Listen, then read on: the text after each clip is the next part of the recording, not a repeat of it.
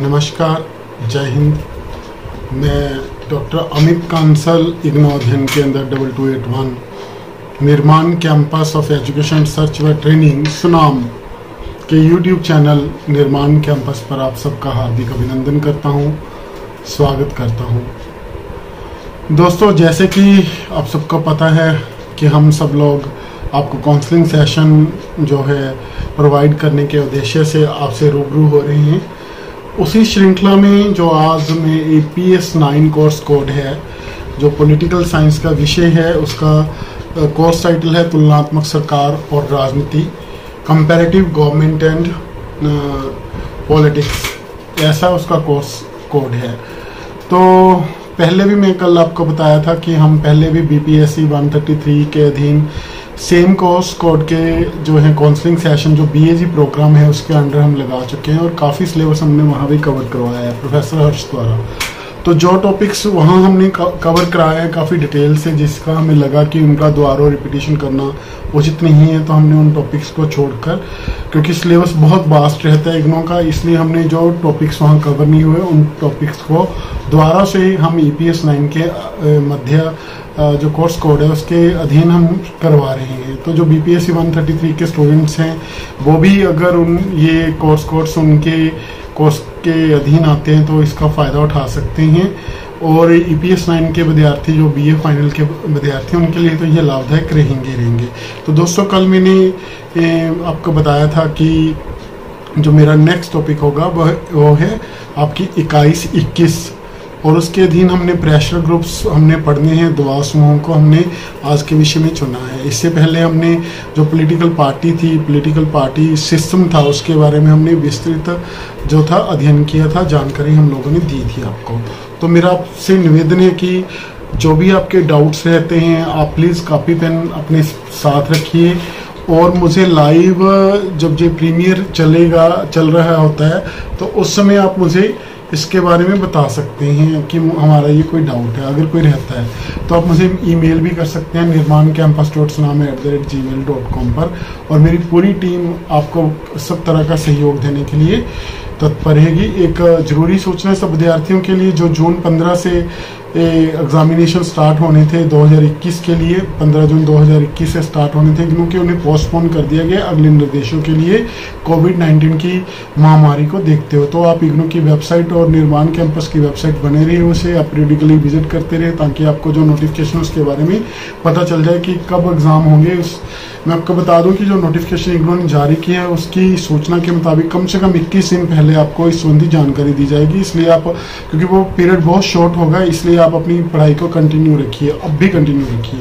तो आज हम काउंसलिंग सेशन जो अपना है वो दबाव समूह का है, प्रेशर ग्रुप्स का है, उसके बारे में हम बात करेंगे। तो दोस्तों, दो शब्द हैं, एक तो इंटरेस्ट ग्रुप से है हित समूह, दूसरा है दबाव समूह। हित समूह और दबाव समूह को समझने के लिए हम दोनों शब्दों को पहले समझेंगे। देखो, जब पहली बात तो समूह से पता चलता है कि ये लोगों का समूह है। जब कुछ लोगों के कॉमन इंटरेस्ट होते हैं, साझे हित होते हैं, अपने जो हितों में साझापन होने के कारण, एक जैसे हित होने के कारण जब कुछ लोग संगठित हो जाते हैं तो उसे हम हित समूह बोलते हैं। उस समूह को जिन लोगों में हितों की सांझ होती है, जिनमें कॉमन इंटरेस्ट होते हैं, जैसे विद्यार्थी वर्ग के विद्यार्थियों के हित एक समान होते हैं, किसानों के हित एक समान होते हैं। लेकिन जब ये हित समूह जब संगठित हो जाता है और अपने हितों की रक्षा के लिए, अपने हितों की आदेशों की पूर्ति के लिए सरकार पर जा सार्वजनिक पदाधिकारी हैं उन पर विभिन्न साधनों से दबाव डालते हैं, तो हित समूह को ही दबाव समूह कहा जाता है। तो कहने का अर्थ क्या हुआ, दबाव समूह के लिए पहली शर्त क्या है कि कुछ साझे हित होते हैं, उनके कारण लोग इकट्ठे होते हैं, और हितों में कॉमन होने के कारण वो इकट्ठे हो गए। जब उन हितों की पूर्ति के लिए सरकार पर किसी प्रकार का दबाव डालते हैं तो उस हित समूह को क्या बोलते हैं, दबाव समूह बोलते हैं। जो international encyclopedia of the social science है उसमें दबाव समूह की परिभाषा इस प्रकार से की गई है। इस परिभाषा के अनुसार जो दबाव समूह हैं उन विभिन्न वर्गों के हितों का प्रतिनिधित्व करते हैं जिनमें कोई समाज विभाजित होता है। देखो, समाज में अलग अलग समूह होते हैं, और अलग अलग वर्ग होते हैं, समाज विभाजित होता है। तो जो दबाव समूह हैं उन वर्गों के हितों का प्रतिनिधित्व करते हैं जो समाज में अलग अलग भिन्न भिन्न जो वर्ग होते हैं मौजूद होते हैं। और मैं आपको बता दूं कि उदाहरण के लिए ये समूह किन किन वर्गों के हितों का प्रतिनिधित्व कर सकते हैं। उदाहरण के लिए विद्यार्थियों के हितों का समूह हो सकता है, दवा समूह हो सकता है, कृषकों का हो सकता है, मजदूरों का हो सकता है। और जो प्रोफेशनल है, पेशेवर दवा समूह है, जैसे डॉक्टरों का समूह, प्रोफेसरों का समूह, इस प्रकार के समूह हो सकते हैं। आपको पता है कि पूरा समाज अलग अलग वर्गों में विभाजित होता है और प्रत्येक वर्ग के अपने कुछ ना कुछ हित होते हैं। उन हितों की पूर्ति के लिए जो दवा समूह बेसिकली बनते हैं और सरकार पर वो दबाव डालते हैं। अब हम बात करेंगे कि दबाव समूह जो होते हैं उनकी भूमिका क्या रहती है। तो देखिए, पहली बात तो मैं आपको बता दूं कि जो दबाव समूह हैं, जैसा कि जो राजनीतिक दल हैं उनसे ये भिन्न होते हैं।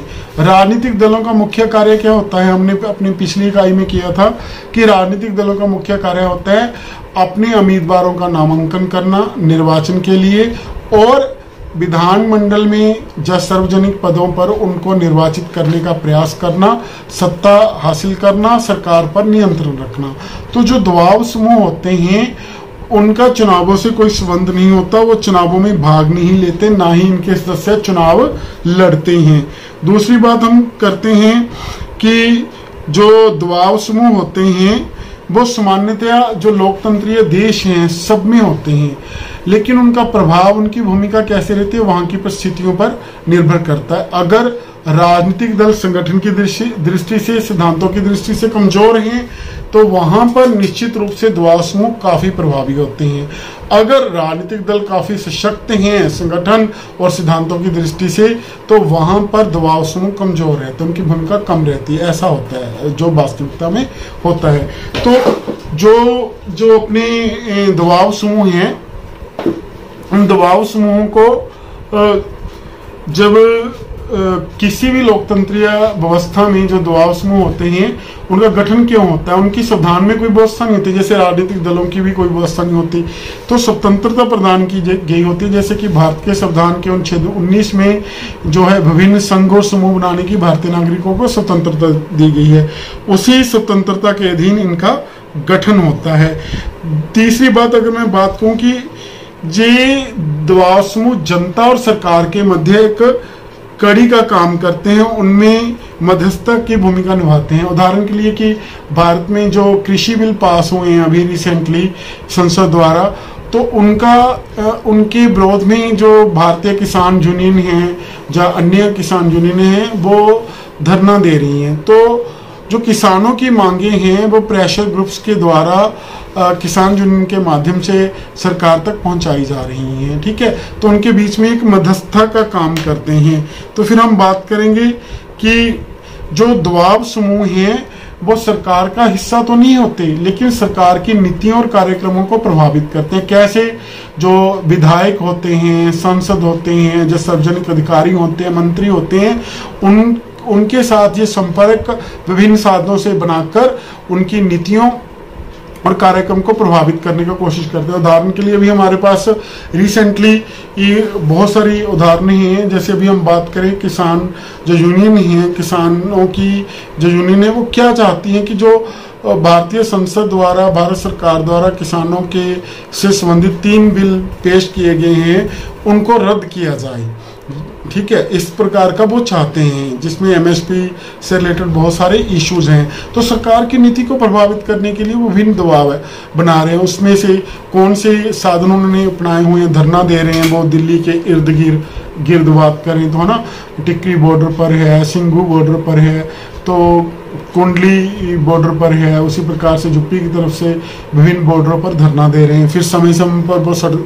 हड़ताल करते हैं। या फिर बात कर सकते हैं कि उनको इनविटेशन दिया जाता है गवर्नमेंट की तरफ से, उनके प्रतिनिधि मंडल, सरकार के जो नुमाइंदे हैं, प्रतिनिधि उनके साथ बातचीत करते हैं, बैठक होती है, तो मीडिया के माध्यम से भी दबाव बनाने की कोशिश की जाती है। तो अलग अलग साधनों के द्वारा जो है दबाव समूह सरकार पर दबाव बनाते हैं उनकी नीति और कार्यक्रम को चेंज करने के लिए। ऐसा एक ये बात होगी, है ना। तो फिर हम बात करेंगे दबाव समूहों के ढंग। वे कौन कौन से साधन हैं जो दबाव समूह अपनाते हैं अपनी नीति, अपनी जो सदस्य हैं उनके हितों की पूर्ति के लिए कौन कौन से साधन अपनाते हैं जिससे कि वो अपने उद्देश्यों की पूर्ति कर सके, अपने हितों का जो है प्राप्त कर सके, हितों को रक्षा कर सके। देखो सर्वप्रथम मैं बता दूं कि इनका दबाव समूह का मुख्य कार्य क्या है, जनमत को प्रभावित करना, अपने उद्देश्यों की पूर्ति के लिए जनता को अपने साथ लगाना कि उनको पता चले कि जो सरकार द्वारा नीति और कार्यक्रम निर्धारित किया गया उसमें किस प्रकार का वो बदलाव चाहते हैं। वो पहले जनता को इस संबंधी जानकारी देते हैं, शिक्षित करते हैं, उसमें प्रचार और प्रसार करते हैं। तो जनमत को प्रभावित करने के लिए, जनता को अपने साथ लगाने के लिए जितना जनमत उनके साथ होगा उतना सरकार पर दबाव बनेगा। देखिए अभी हजारों की संख्या में जो किसान हैं वो एक लंबे समय से 4-5 महीने से जो भारत सरकार के विरुद्ध धरना दे रहे हैं, उसमें विशेषकर से पंजाब, राजस्थान और यूपी के किसान हैं, हरियाणा के किसान हैं, वो बैठे हैं।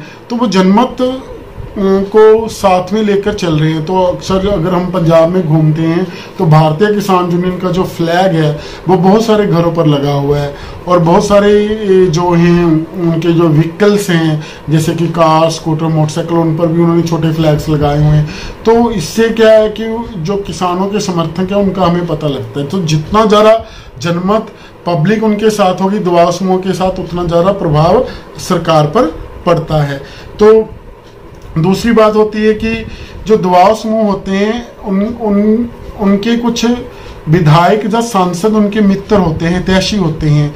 वो उनके माध्यम से विधायिका में, जब विधान पालिका में, जब संसद में अपनी बात को रखते हैं, वो उनका सपोर्ट करते हैं। फिर जो दबाव समूह होते हैं कुछ न्यायालयों में जो जनतक हित की मुकदमेबाजी होती है उनके माध्यम से सरकार पर दबाव बनाते हैं। जैसे कि जो पर्यावरण की रक्षा करना चाहते हैं तो बहुत सारे, जैसे मैं बात करूं नर्मदा बचाओ आंदोलन के लिए भी है ना, अधीन मेधा पाटकर ने जो चलाया था उसके लिए भी वहाँ सुप्रीम कोर्ट में कुछ याचिकाएं, जनहित याचिकाएं, जो ताजमहल को पर्यावरण के प्रदूषण से बचाने के लिए विभिन्न जो याचिकाएं हैं जिन्हें हम पब्लिक इंटरेस्ट लिटिगेशंस बोलते हैं वो भी न्यायालय में दाखिल की जाती हैं।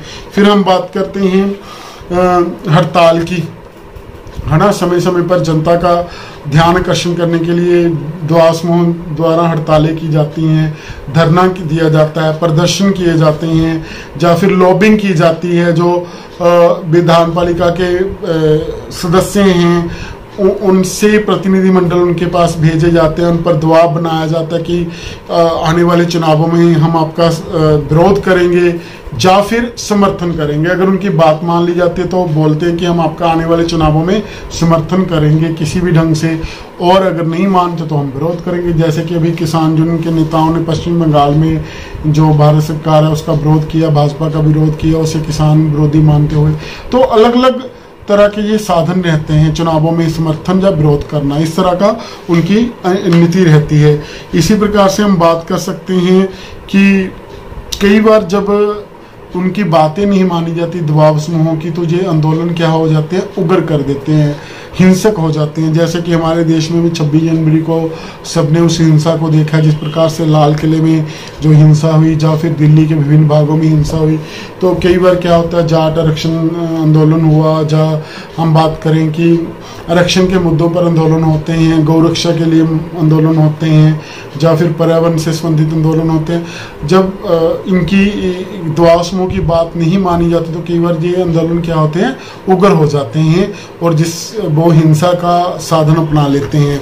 हालांकि ये दबाव समूह से अपेक्षा की जाती है कि वो शांतिपूर्वक ढंग से सरकार तक अपनी विचार जो है बात पहुंचाएं, क्योंकि वो जनता और सरकार के मध्य समन्वय और मध्यस्थता का काम करते हैं।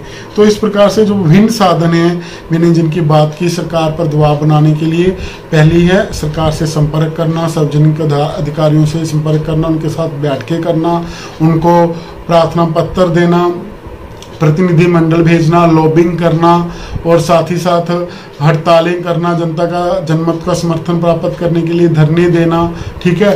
और फिर अगर नहीं बात बनती तो कई बार ये आंदोलन उग्र और हिंसक हो जाते हैं। तो विभिन्न साधन, और उनमें से एक साधन है न्यायपालिका की शरण लेना, जैसे जनतक जो मुकदमेबाजी है, पब्लिक इंटरेस्ट लिटिगेशन है, जनतक हित की मुकदमेबाजी है, वो भी न्यायालयों में जाकर वो शरण लेते हैं और न्यायालय को उचित कार्रवाई करने के लिए जो है वे मतलब निवेदन करते हैं। ऐसा अलग अलग जो साधन है उनके द्वारा अपनाए जाते हैं। ठीक है, तो मैं आपको बता दूं दबाव समूह तथा राजनीतिक जो दल है उनके बारे में हम बात करेंगे। देखिए, प्रत्येक जो लोकतंत्री देश है उसमें राजनीतिक दल और दबाव समूह दोनों महत्वपूर्ण भूमिका निभाते हैं। राजनीतिक प्रक्रिया में इनकी भूमिका रहती है। कई बार क्या होता है कि जो कोई दबाव समूह है, बेसिकली देखिए दबाव समूह चुनाव तो नहीं लड़ते, लेकिन कई बार क्या होता है कि जो दबाव समूह है वो आगे चलकर राजनीतिक दल भी बन जाते हैं। उदाहरण के लिए हम भारत में बात करें शिवसेना की, तो शिवसेना जो मराठा हितों के लिए महाराष्ट्र का एक दबाव समूह था, जो कालांतर में टाइम के अकॉर्डिंगली वो क्या बन गया, एक पॉलिटिकल पार्टी बन गया। अभी उसकी सत्ता भी है। उद्धव ठाकरे जो वहाँ के मुख्यमंत्री हैं, उनकी अगुवाई में जो है सत्ता पर आज महाराष्ट्र में काब्जे हैं, उनकी गठबंधन सरकार बनी हुई है।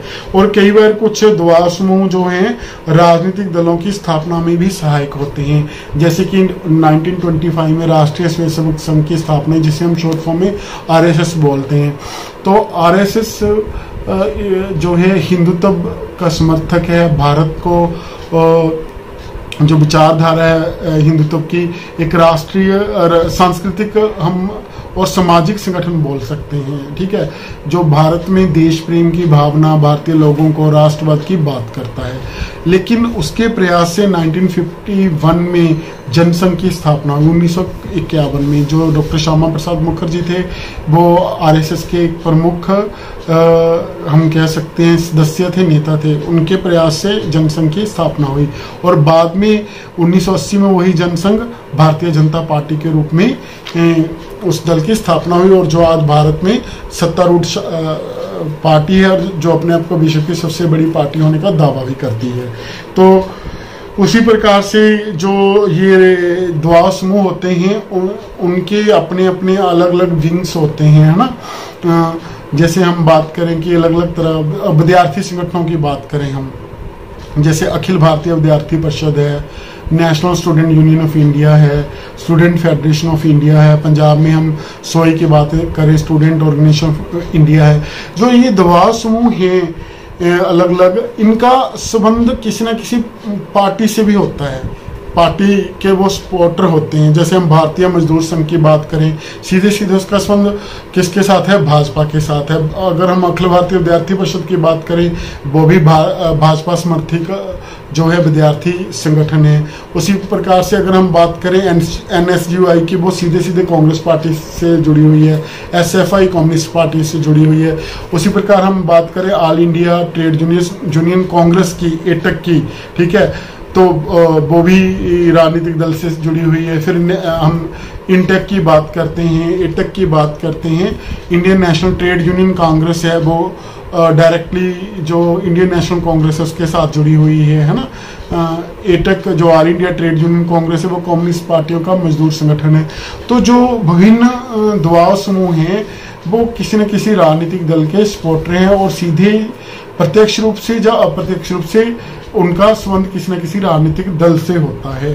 तो वो राजनीतिक दल की जो प्रभावशीलता है उसको प्रभावित जरूर करते हैं, किसी न किसी ढंग से उसको वो प्रभावित करते हैं। परंतु मैं आपको बता दूं कि जो दबाव समूह हैं वो राजनीतिक दलों की तरह चुनाव तो नहीं लड़ते, लेकिन चुनावों में किसी न किसी दल को प्रत्यक्ष या अप्रत्यक्ष रूप से सपोर्ट करते हैं, अपना समर्थन देते हैं। और राजनीतिक दल, प्रत्येक राजनीतिक दल चाहता है कि उसको जो है विभिन्न दबाव समूह का समर्थन रहे, ऐसा रहता है। फिर हम बात करेंगे दबाव समूहों के प्रकार, किस्मों की, what are the different types of pressure groups.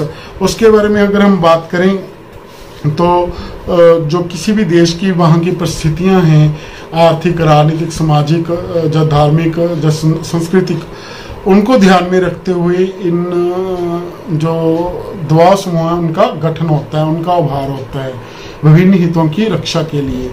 तो मैं माफ़ी चाहूँगा।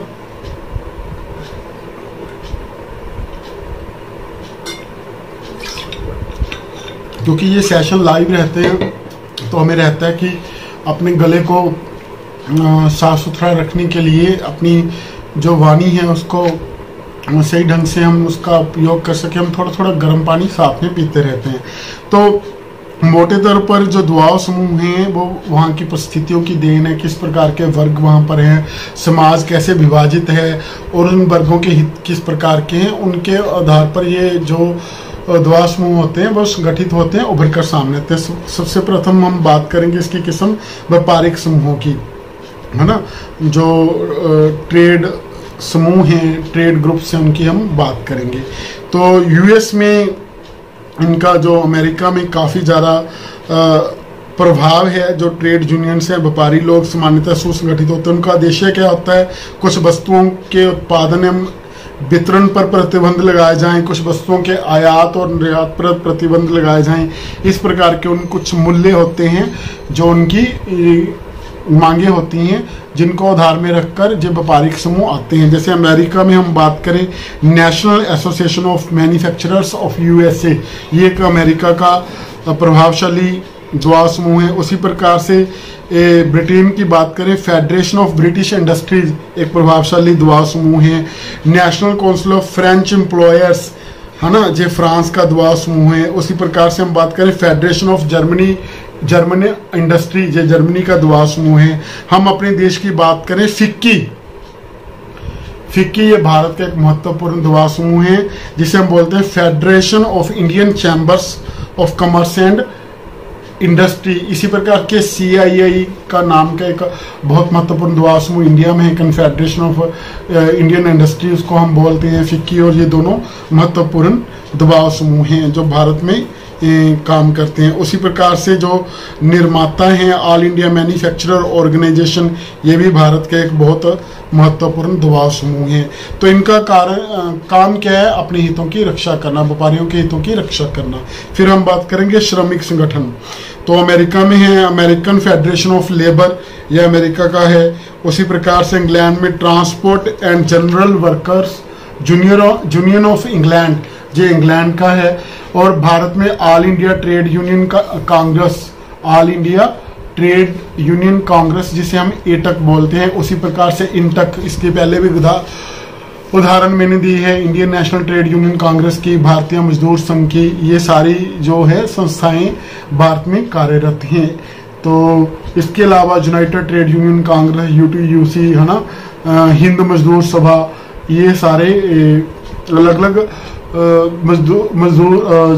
ट्रेड यूनियंस हैं, मजदूर यूनियंस हैं, जिनका संबंध किसी न किसी राजनीतिक दल से भी है, जैसा कि मैं इससे पहले आपको बता चुका हूं। फिर कृषि समूहों की बात करें, देखो किसान हैं वो, उन्हें हम अन्नदाता बोलते हैं। वो उनकी मांगे होती हैं, उन्हें सब्सिडी पर बिजली मिले, वीज मिले, है ना, सिंचाई की सुविधाएं मिले, उन्हें मिनिमम सपोर्ट प्राइस मिले जिसे हम MSP बोलते हैं, उन्हें आधुनिक यंत्र मिले, है ना। तो इन मांगों को लेकर किसानों द्वारा भी अलग अलग यूनियंस बनाई जाती है। जैसे भारत तो कृषि प्रधान देश है, जैसे भारत में भारतीय किसान यूनियन एक प्रमुख कृषक संगठन है, जिसके बारे में अब आजकल हम मीडिया में सुन रहे हैं। उसी प्रकार से अमेरिका में है America farm bureau federation, the nations grounds है। इस तरह के कुछ national commerce education and cooperative union कुछ प्रमुख संगठन हैं अमेरिका के। तो उसी प्रकार से अगर भारत में बात करें, उत्तर प्रदेश में महेंद्र सिंह टिकैत द्वारा, जिनके आजकल पुत्र हैं राकेश टिकैत, जिनको हम मीडिया पर देखते हैं, किसान यूनियन के प्रतिनिधि हैं, स्पोक्स पर्सन हैं, है ना। और महाराष्ट्र में शरद जोशी का शेतकारी संघ है, पंजाब में भारतीय किसान यूनियन उग्राहा, कुछ ऐसे महत्वपूर्ण संगठन हैं। फिर हम बात करेंगे प्रोफेशनल संगठन की। देखो सब कुछ ना, जो व्यक्ति होते हैं उनके कोई ना कुछ पेशे से संबंधित होते हैं, जैसे डॉक्टर्स हुए, वकील हुए, प्रोफेसर्स हुए, है ना, चार्टर्ड अकाउंटेंट्स हुए, बैंकर्स हुए। इनके अपने हितों की रक्षा के लिए अपने अपने संगठन होते हैं। जैसे हम अमेरिका में बात करें, the American association of university teachers, जैसा कि इसके नाम से ही हमें पता चलता है ना। उसी प्रकार से भारत में अगर बात करें, जो federation of university and college teachers organisation है, अमेरिका में वकीलों का संघ है, अमेरिकन बार एसोसिएशन है, इंडियन बार एसोसिएशन है, ब्रिटिश मेडिकल एसोसिएशन है, इंडियन मेडिकल एसोसिएशन है, IMA, फिर बैंकर्स के बहुत सशक्त ग्रुप हैं भारत में, है ना। तो अलग अलग जो प्रोफेशंस के हैं, जैसे पंजाब टीचर यूनियन है, पंजाब में हम बात करें, है ना, पंजाब यूनिवर्सिटी टीचर यूनियन पुत्ता की बात करें, एसोसिएशन की बात करें, तो अलग अलग उदाहरण हैं। फिर आगे धार्मिक संगठन जो अपने धार्मिक हितों की रक्षा के लिए बात करते हैं, जैसे हम बात करें अमेरिका में अमेरिकन जो यहूदी समिति है, उसी प्रकार से चर्चों की राष्ट्रीय परिषद council, national council of churches है, अमेरिकन यूएस कांग्रेस है। भारत में हम बात करें तो हिंदू महासभा है, मुस्लिम लीग है, कैथोलिक संघ है। तो विभिन्न जो धार्मिक संप्रदाय हैं उनसे संबंधित जो है दबाव समूह होते हैं, जो कालांतर में कई बार राजनीतिक संगठन के राजनीतिक दल के रूप में भी परिवर्तित हो जाते हैं। इस प्रकार से जो विभिन्न प्रकार के दबाव समूह है वो रहते हैं। उसी प्रकार से हम विद्यार्थी यूनियनों की बात करें, भारत में अगर हम बात करें अखिल भारतीय विद्यार्थी परिषद, NSUI, national student union of India, student federation of India, Punjab में पंजाब रेडिकल स्टूडेंट यूनियन है, स्टूडेंट ऑर्गेनाइजेशन ऑफ इंडिया है, विभिन्न ISA है, ऑल इंडिया स्टूडेंट एसोसिएशन। ये विभिन्न विद्यार्थी यूनियन है जिनका काम क्या है, विद्यार्थी दबाव समूह है जिनका काम है विद्यार्थी हितों की रक्षा करना। विद्यार्थी के हितों को क्या होंगे, उनको अच्छी पढ़ाई मिले, बस पास की सुविधा मिले, इंस्टीट्यूशन में उनको सस्ती एजुकेशन मिले, टेक्निकल एजुकेशन हो, इस प्रकार की उनकी मांगे रहती हैं। अब हम बात करेंगे भारत और पश्चिम में जो दबाव समूह है उनकी तुलना करेंगे, हम उनकी कंपैरेटिव स्टडी करेंगे, किस प्रकार की उनकी जो भारत और पश्चिम दबाव समूह उनकी तुलना करेंगे। देखिए, जो सर्वप्रथम अमेरिकी दबाव समूह हैं उन्हें सरकार का चौथा अंग माना जाता है। पहला विधानपालिका, दूसरा कार्यपालिका, तीसरा न्यायपालिका। तो अमेरिका में अगर उन्हें फोर्थ ऑर्गन ऑफ गवर्नमेंट माना जाता है, इट मीन कि उनकी बहुत प्रभावशाली भूमिका है। लेकिन भारत में दबाव समूह की उतनी प्रभावशाली महत्वपूर्ण भूमिका नहीं है। भारत और इंग्लैंड में दबाव समूह का मुख्य उद्देश्य मंत्रियों और जो सार्वजनिक अधिकारी हैं उनको प्रभावित करना है, उनको प्रभाव में लेकर अपनी हितों की पूर्ति करना है। लेकिन जो अमेरिका में है वहां पर क्या है, वहां का दबाव समूह का लक्ष्य वहां का राष्ट्रपति ना होकर कांग्रेस वहां की विधानपालिका का नाम है। जो निम्न सदन है उसे हाउस ऑफ रिप्रेजेंटेटिव बोलते हैं, जो अपर सदन है उसे सीनेट बोलते हैं। तो कांग्रेस के सदस्यों को कांग्रेस की जो विभिन्न समितियां हैं उनको प्रभावित करना है। वहां पर कार्यपालिका को प्रभावित करने का उद्देश्य नहीं होता, विधानपालिका के माध्यम से सरकार की नीतियों को प्रभावित करने का उद्देश्य रहता है, दबाव बनाने का। परंतु भारत में और ब्रिटेन में क्या रहता है, जो मंत्री होते हैं, सार्वजनिक अधिकारी होते हैं, उनसे संपर्क किया जाता है, उनको प्रभावित करने की कोशिश की जाती है।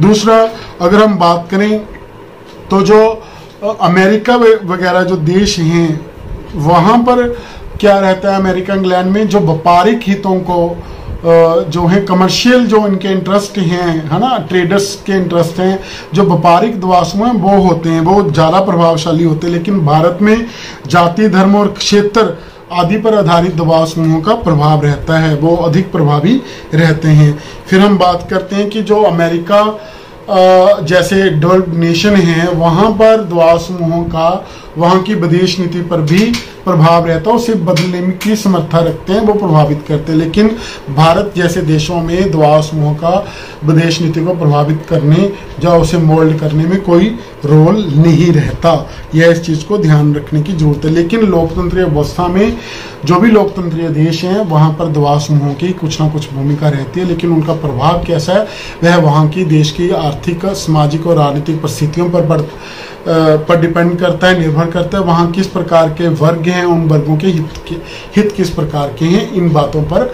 निर्भर करता है। तो दोस्तों, आज हमने जो है दबाव समूह हैं उनका अर्थ समझा, उनकी परिभाषा समझी। इंटरनेशनल इंसाइक्लोपीडिया जो पॉलिटिक्स का, उसके अकॉर्डिंगली हमने परिभाषा की, उनका अर्थ समझा। हित समूह और दबाव समूह में अंतर समझा। हमने समझा कि दबाव समूह की किस्में क्या है, दबाव समूह और राजनीतिक दलों में अंतर क्या रहता है, दबाव समूह अपने हितों की रक्षा के लिए किस प्रकार के जो साधन अपनाते हैं, ढंग अपनाते हैं, उनके बारे में हमने विस्तार सहित चर्चा की। तो मैं आशा करता हूं कि जो आज का हमारा काउंसलिंग सेशन था वो सार्थक रहेगा। आप लोगों को जो मुख्य बातें हैं दवा समूह की, उसके बारे में आपको ज्ञान हो गया होगा अच्छे तरह से, है ना। तो मैं आप लोगों से निवेदन करूंगा कि कोरोना से बचकर रहिए, अपने घर पर रहिए। कल जो है हम इकाई 22 का अध्ययन करेंगे, जिसमें चुनाव प्रक्रिया रहेगी। तो चुनाव प्रक्रिया से संबंधित कौन कौन सी व्यवस्थाएं हैं, चुनाव के कौन कौन से ढंग हैं, उसकी जो शब्दावली है रहती है लोकतंत्री देशों में, उनके बारे में हम बात करेंगे। तो कृपया आप इसका पठन कीजिए, अपना ध्यान दीजिए, ताकि हम इसे एक प्रभावशाली ढंग से समझ सकें। तो कल हम इस जो चुनावी प्रक्रिया है इसके बारे में बात करेंगे, किस प्रकार से ये सारा काम होता है लोकतंत्री देशों में। तब तक के लिए आपका दोस्त डॉक्टर अमित कांसला आपसे इजाजत चाहता है। हम फिर मिलेंगे। जय हिंद दोस्त।